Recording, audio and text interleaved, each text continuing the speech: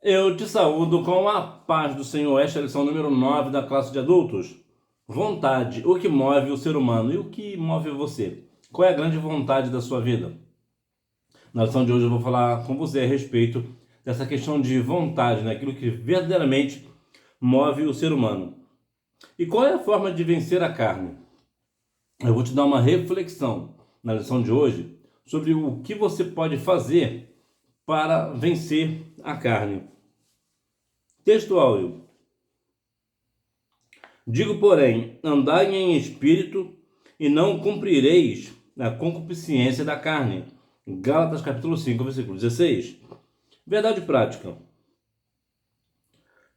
Guiada por Deus, a vontade é uma bênção extraordinária, vital para a existência humana. A minha vontade precisa estar alinhada com a vontade de Deus. Para quê? Para que eu tenha uma bênção extraordinária. Quando nós partimos do princípio de que Deus tem uma vontade na minha vida, mas eu tenho uma outra vontade, elas se chocam. Então não há bênção nesse negócio. O que interessa de fato é que a minha vontade seja, na verdade, a mesma vontade de Deus. Porque, na verdade, quando nós vamos falar de vontade, vontade é aquilo que nós queremos muito fazer, e a vontade de Deus geralmente é algo diferente daquilo que eu quero fazer. Então é importante que nós venhamos compreender a vontade de Deus na nossa vida e venhamos cumprir a vontade de Deus, permitir que Deus cumpra a sua vontade em nossa vida. Como, por exemplo, o caso de Jonas, só para dar um exemplo. Jonas, a vontade de Deus era que Jonas fosse para Tarsis, mas não era a vontade de Jonas, aliás, para Nínive. E para Nínive, né? Essa era a vontade de Deus na vida de Jonas, mas Jonas tinha outros planos. Então é importante que nós venhamos compreender que, de fato, nós devemos andar sempre na vontade de Deus. Introdução. Nesta lição estudaremos mais especificamente a respeito da vontade. Vontade é o grande motor da vida do ser humano, né? Nós temos vontade, né? E o que é vontade? Eu vou falar já para você o que é vontade. E a vontade de ir para a escola dominical, por exemplo, há pessoas que dormem até meio-dia. Então não tem vontade de ir para a escola, ou às vezes até tem vontade. Eu tive uma aluna que ela dormia até umas 10, 10 e meia. Chegava na escola faltando umas 15 para as 11, é verdade. Era a melhor aluna que eu tinha. Pode parecer estranho, ela tinha... Porque que uma das coisas que eu observava nela é que ela tinha um problema muito sério com essa questão de acordar cedo. Então, mesmo ela tendo essa dificuldade, ela ia para a escola assim mesmo. Ou seja, era contra a vontade dela. A vontade dela era ficar na cama. Mas ela vencia essa vontade, mesmo que lá pelas tantas, mas ela vencia a vontade e vinha para a escola bíblica dominical. Então, a nossa vontade, mais uma vez, tem que estar muito atrelada com a vontade de Deus, né? E muitas vezes a nossa vontade, nós precisamos vencer a nossa vontade. Eu quero muito fazer uma coisa, mas por amor a Cristo eu não vou fazer. Vontade, motivação e ação. Conceito de vontade. Volição ou vontade é a capacidade humana de desejar, querer, almejar, escolher e agir. Portanto, o primeiro ponto é a questão de desejar. Quando nós desejamos algo, nós trabalhamos para alcançar aquele objetivo. Da mesma forma é o querer, o almejar, e também a questão do escolher. Eu vou escolher o caminho a seguir. Ou eu vou pelo caminho ou eu vou pelo atalho. E é, por exemplo, bom lembrar que o atalho é sempre o percurso mais longo, portanto vá sempre pelo caminho. Às vezes é um pouco longo, mas na verdade ele é muito mais curto do que o atalho e ele é muito mais seguro. Então essa questão da vontade, né? Eu tenho a vontade, então se eu escolho, eu desejo, eu tenho essa questão do querer, então também eu vou agir. Então não é somente a minha vontade. Por exemplo, se eu tenho vontade de fazer algo, mas se eu ficar sentado, aquela vontade, o que vai valer? De nada. Por quê? Porque eu não agi, eu não tive uma atitude para fazer aquela vontade virar verdade, uma realização, né? Entretanto, a vontade que nós devemos ficar sentado no mesmo, não agir. Porque temos algumas vezes vontade de fazer coisas que nós não devemos. Portanto, todo cristão verdadeiro, na verdade, né, tem que se renunciar sua própria vontade para fazer a vontade de Jesus, né? Então, eu tenho que renunciar à minha vontade, o meu querer, o meu eu. E o renunciar aqui é uma questão muito interessante, porque todo cristão verdadeiro, ele vai sempre renunciar à sua vontade. Eu quero muito fazer isso, mas por amor a Cristo eu não vou fazer. Eu vencerei a minha vontade, vai prevalecer a vontade de Deus na minha vida. Então, nós temos que observar que a minha vontade pode não ser a vontade de Deus. Então, nesse sentido, se eu percebo que o que eu quero fazer não é a vontade de Deus, o melhor é não fazer, ou seja, não agir. De pensamentos à ação. Por exemplo, podemos pensar em uma viagem que fizemos sem que isso nos traga qualquer emoção. Mas também podemos recordar com nostalgia e desejar viajar novamente. E esse desejo pode nos motivar a comprar a passagem e repetir a experiência. Olha que questão interessante. Quando nós imaginamos, por exemplo, pensamos numa viagem que fizemos, talvez a lembrança pode talvez não agir na nossa emoção. Nós vamos ter aquela lembrança daquela boa viagem, mas não é a mesma coisa de estar na viagem. Então, o que nós fazemos? Nós começamos a pensar sobre como fazer para voltar, né? Nós começamos a desejar fazer aquela viagem novamente, o que na verdade também é um erro, porque toda viagem que nós fazemos, ela é sempre diferente da outra, mesmo que seja indo para o mesmo lugar e com as mesmas pessoas, a experiência é sempre diferente, a emoção é sempre diferente. No entanto, nesse sentido, nesse exemplo, melhor dizendo, nós vemos que o pensar não vai trazer nenhuma emoção, mas também podemos recordar com nostalgia e desejar viajar novamente, ou seja, com nostalgia, com saudade, né, e querer refazer a viagem. Então, esse desejo pode nos motivar a comprar a passagem. Para quê? Para poder repetir a experiência, porque a experiência foi muito extraordinária. Eu tenho algumas viagens que eu fiz, eu tenho muita vontade de voltar. Eu sei que as mesmas pessoas não estarão lá, mas eu sempre tive vontade, seria muito bom se eu voltasse lá. Mas eu observo justamente esse ponto. As pessoas não estarão mais lá. Então, para mim, não faz nenhum sentido estar lá. Por quê? Porque para mim o importante nesse sentido não é o lugar da viagem, é as pessoas que eu vou encontrar lá. Então, como as pessoas que eu quero encontrar lá não estarão mais lá, então eu não tenho por que viajar. Então, nós pensamos e do pensamento vem a ação. Ou seja, eu penso na viagem e depois o que eu faço? Qual é a minha ação? Comprar a passagem para voltar lá. Então, essa é a nossa vontade, né? Do pensamento para a ação. Fraqueza de vontade. O problema de Adão se deu na esfera da vontade. Em vez de permanecer firme em seu propósito de obedecer a Deus, decidiu pecar aderindo à vontade de Eva, que lhe deu o fruto. Aqui tem uma questão interessante para nós tratarmos e pensar que a vontade, a minha vontade tem que ser a vontade de Deus, tem que estar atrelada, né? Eu preciso estar na mesma vontade de Deus, né? O que Deus tem, a vontade de Deus para a minha vida.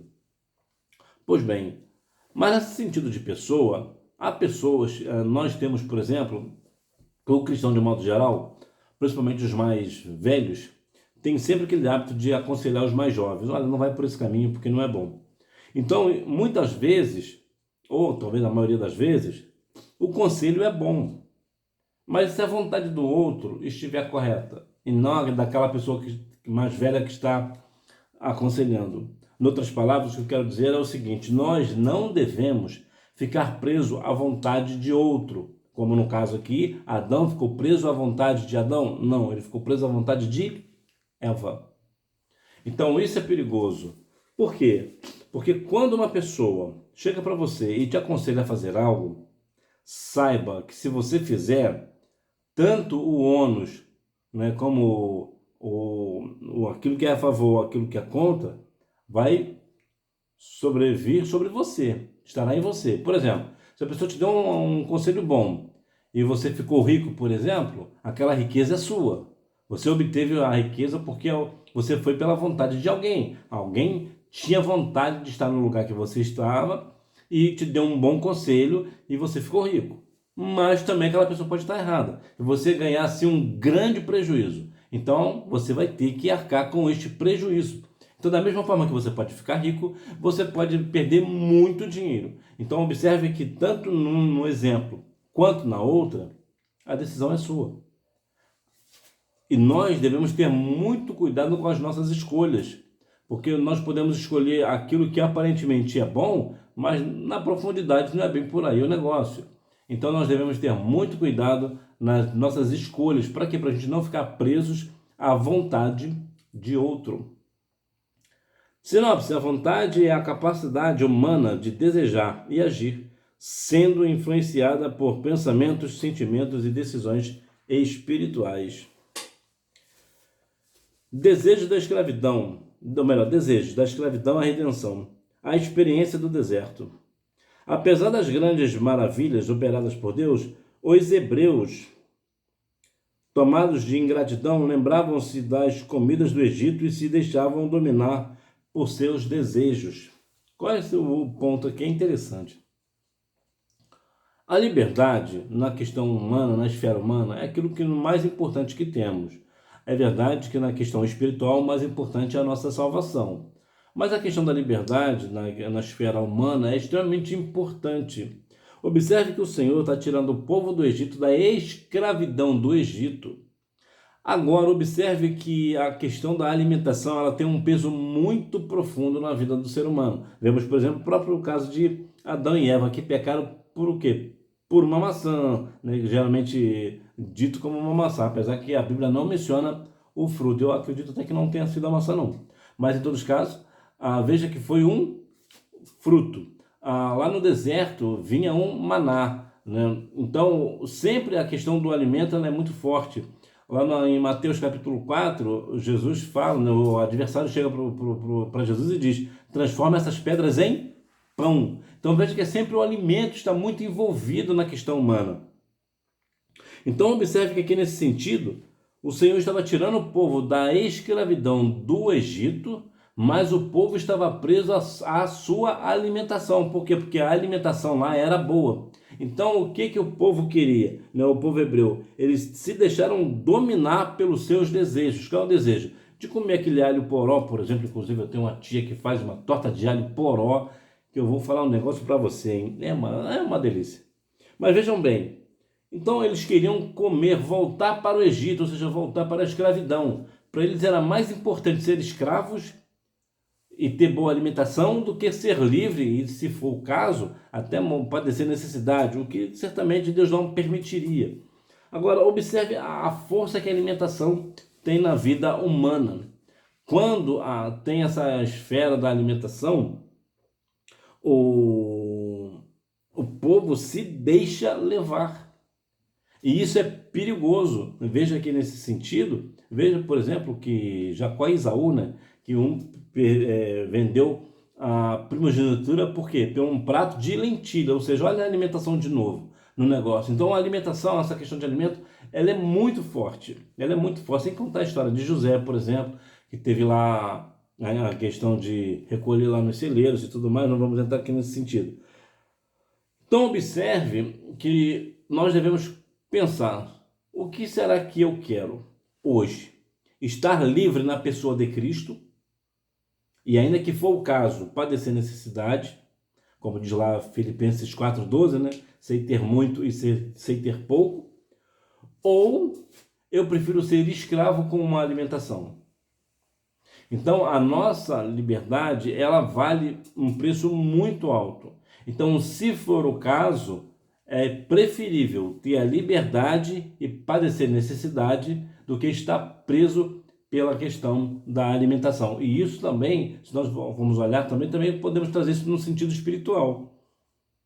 Será que eu não estou vendendo ou estou me deixando levar por uma igreja que está me alimentando de uma forma que não é a forma correta e eu estou me deixando ser levado por isso. Então é bem complicado esse negócio, porque se nós observarmos a experiência do deserto, ela vai nos trazer essas reflexões. E nós devemos estar muito firmes no Senhor. Para quê? Para que nós não venhamos vender a nossa primogenitura, vamos assim dizer, por um prato de lentilha, né? Ou por uma pizza, né? Os desejos na era cristã. Todo cristão precisa decidir diariamente entre sua vontade carnal e a vontade do Espírito, porque a carne cobiça contra o Espírito e o Espírito contra a carne. E estes opõem-se um ao outro para que não façais o que quereis. A carne tem seus próprios desejos, que são contrários ao Espírito. Então nós temos aqui uma grande luta, né, que é entre a carne e o Espírito. Eu te perguntei lá no início. E o que você faz para vencer a carne?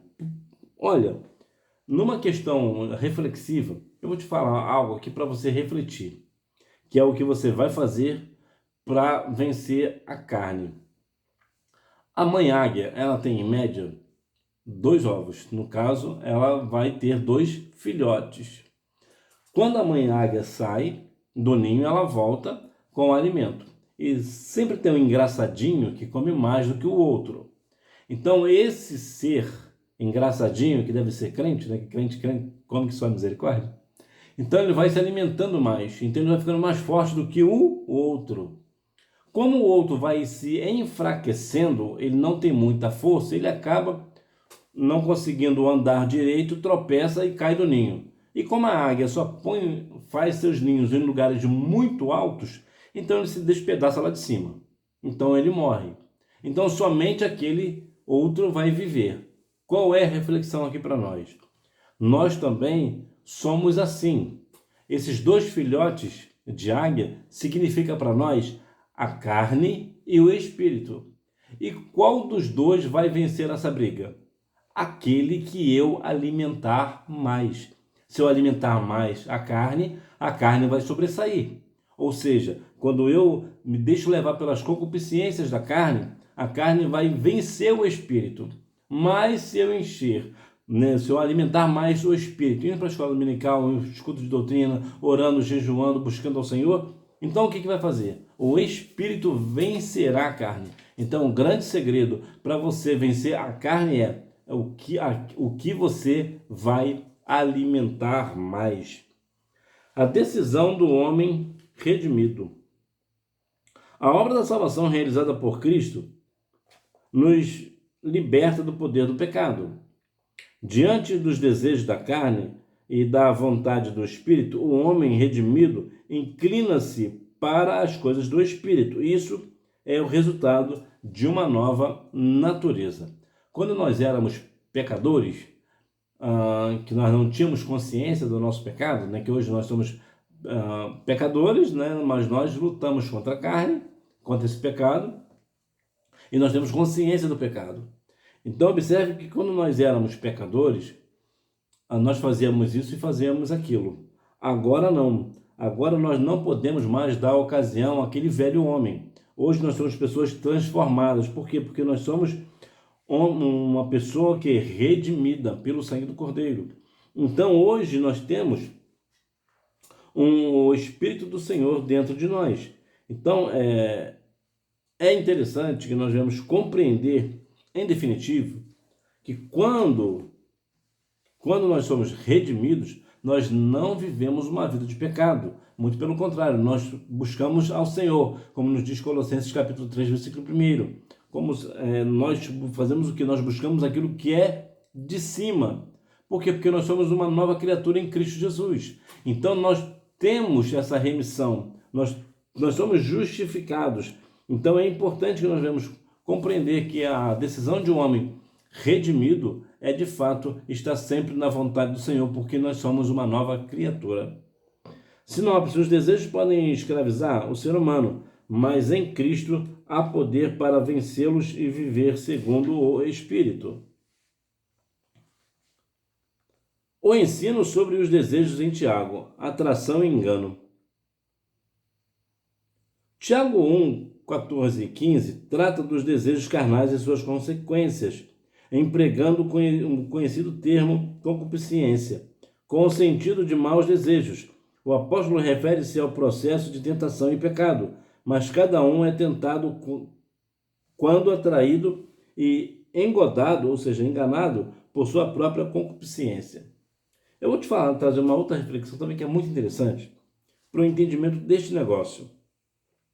Observe, é tentado quando atraído e enganado por sua própria concupiscência, o seu próprio desejo carnal. Tem o povo tem um hábito muito interessante, que é o povo Inuit, ou Inuiti, né? Cada um fala de uma forma, que eles são caçadores de lobos indígenas nas regiões do Ártico. E o que eles fazem? Eu acho isso muito interessante, porque o que eles fazem? Como eles querem caçar os lobos, eles pegam uma faca muito afiada e colocam sangue nessa faca. E fincam essa faca no gelo. Como ali está gelado, congelado, o sangue ele demora mais tempo para escorrer. Então o lobo sente o cheiro do sangue. O que o lobo quer? O lobo quer sempre sangue. Então, quando o lobo sente o cheiro do sangue, ele vem chegando próximo. Quando ele vê aquele sangue na faca, ele começa a lamber aquela faca. Como a faca está extremamente afiada, o que acontece com aquele lobo? Ele corta a língua, mas o desejo dele é tão grande por sangue que ele não percebe que o sangue que agora ele está bebendo agora é da língua dele, é o sangue dele. E ele começa a lamber aquele sangue, aquela faca toda a vida. E vai cortando até que ele vem e morre. Qual é a intenção aqui? O que eu quero passar para você? Qual a reflexão desse negócio? Não é que eu queira te qualificar como lobo, de maneira nenhuma. Mas a questão nós temos que ter cuidado para que o nosso desejo carnal não venha nos fazer morrer. Que às vezes nós queremos tanto aquilo, que quando nós vemos que está próximo, o que nós fazemos? Nós agarramos com mãos, né, e dentes e tudo mais, agarramos aquilo com aquela vontade, e é justamente aquilo que vai nos levar para o buraco. É aquilo que vai fazer com que nós venhamos morrer. Isso aqui tanto no sentido físico, quanto no sentido espiritual. Então nós devemos ter muito cuidado com aquilo que nós desejamos, porque o fato de eu desejar algo e ver aquele algo de repente, do nada, brota aquilo na frente, não quer dizer que Deus está no negócio, de maneira nenhuma. Muito pelo contrário até. Quando você deseja muito algo e aquilo aparece muito rápido, desconfie, porque provavelmente não é de Deus. Por quê? Porque Deus geralmente ele não dá as coisas de bandeja. Tem uma coisinha por trás, tem uma busca, tem uma questão de prova que a pessoa vai passar para ter aquilo. E de repente vem aquilo de mão beijada, possivelmente é uma bandeja do adversário. Então nós devemos ter muito cuidado com esse ponto. Não é porque eu quero muito algo e esse algo apareceu na minha vida que é algo de Deus. Eu vou te dar um exemplo. Há algum tempo atrás, eu tenho um amigo que ele queria muito trabalhar. Ele precisava trabalhar. E ele pediu ao Senhor um salário específico. O Senhor, eu preciso trabalhar numa empresa e eu preciso que seja um salário X. E aconteceu dias depois que aquela porta se abriu. O que aconteceu?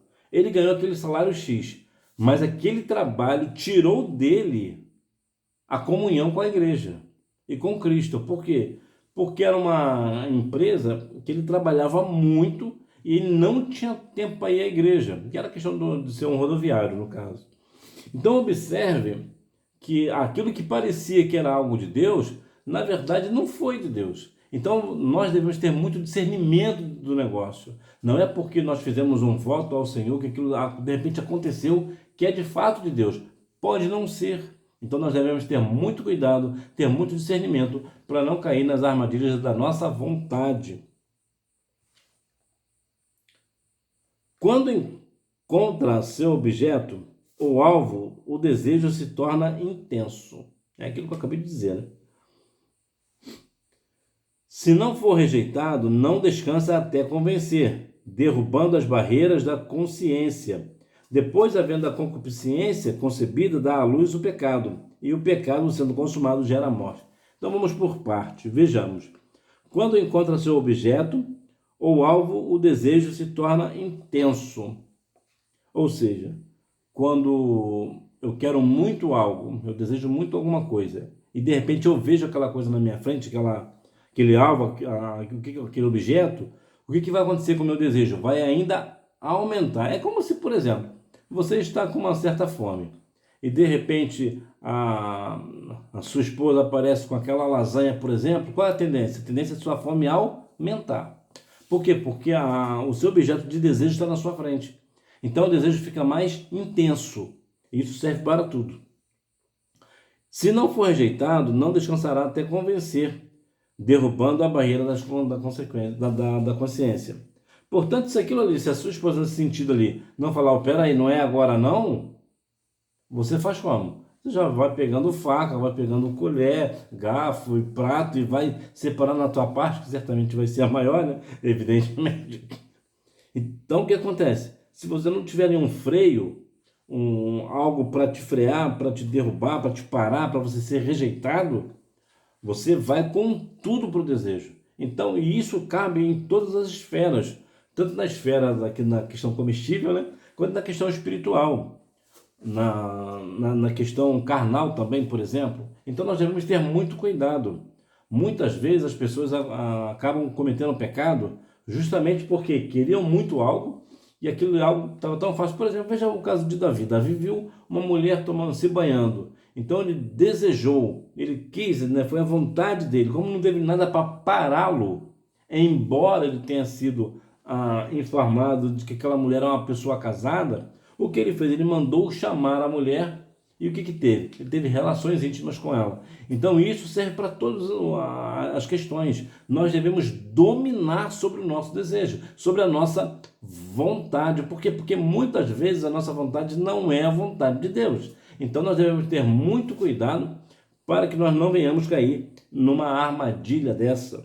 Sinopse. Tiago revela como os maus desejos geram o pecado, alertando sobre a necessidade de vigilância e domínio espiritual. Então nós temos que estar sempre na vigilância, sempre nessa questão do domínio espiritual e observando ter sempre o domínio próprio. Conclusão: a vontade humana é uma faculdade essencial para a nossa existência. Quando guiado por Deus, é uma grande bênção, responsável por nos mover para pequenas e grandes realizações. Quando você tem a vontade de Deus, quando você põe a vontade de Deus em primeiro lugar, você vai realizar pequenas questões, pequenos eventos, né? Pequenas festas, pequenas viagens, mas também você terá grandes eventos, grandes viagens, grandes questões espirituais, muitas bênçãos na sua vida, portas de emprego e tantas outras. Em outras palavras, a vontade humana, quando está guiada por Deus, ela é uma bênção, tanto no sentido de ser uma bênção pequena, ou seja, até nas pequenas coisas será uma bênção, quanto também nas grandes coisas também será uma grande bênção. Portanto, que a sua vontade seja guiada pela vontade de Deus e não pela sua. Que você venha renegar, renunciar à sua vontade para seguir a vontade de Deus. Embora que muitas vezes doa, mas é melhor doer, sentir dor fazendo a vontade do Senhor do que fazendo a sua. Porque se você está sentindo dor, está sofrendo por fazer a vontade de Deus, um dia você será recompensado, se não aqui na terra, lá nas mansões celestiais. Revisando o conteúdo, número 1. Volição ou vontade é a capacidade humana de desejar, querer, almejar, escolher e agir. Pode ser entendido também como motivação. Número 2. Em um caso assim, ocorre um fenômeno completo: pensamento, sentimento, desejo e ação. Número 3. Da violação de uma restrição alimentar a condutas mais graves. Muitas vezes o desejo fala mais alto que a razão. A busca do prazer pelo prazer é uma característica da cultura hedonista. Eu vou deixar o significado da palavra hedonista aqui na descrição. Número 4. Diante dos desejos da carne e da vontade do espírito, o homem redimido, inclina-se para as coisas do Espírito. Aos Romanos, capítulo 8, versículo 5. Número 5. Assim sendo, o mau desejo é capaz de afetar a própria razão, levando-a a acreditar que o pecado não produz consequências ruins, mas boas. Então, nós devemos estar sempre vigilantes, porque muitas vezes as pessoas têm uma tendência, né, de que o meu pensamento está correto, está tudo bem, é o meu desejo, eu vou fazer isso para ser feliz, mas na verdade é um pecado e esse pecado sempre terá consequências ruins. Se não tiver uma consequência ruim aqui na terra, certamente terá lá na eternidade, né? E para a eternidade, vivendo uma vida de pecado, não irá para as mansões celestiais de maneira nenhuma. Então é para a perdição eterna. Então, nós devemos sempre estar lutando contra o pecado, contra a nossa vontade. Permita que a sua vontade seja guiada pela vontade de Deus. Que Deus em Cristo continue abençoando a sua vida. E se falando em abençoando, se você quiser abençoar a minha vida também, fazendo um Pix, eu vou deixar a chave Pix aqui também na descrição do vídeo, um valor que você desejar. Então, que Deus em Cristo continue abençoando a sua vida. Você tenha uma boa aula e lembre-se, quem faz a escola é o aluno. Tchau!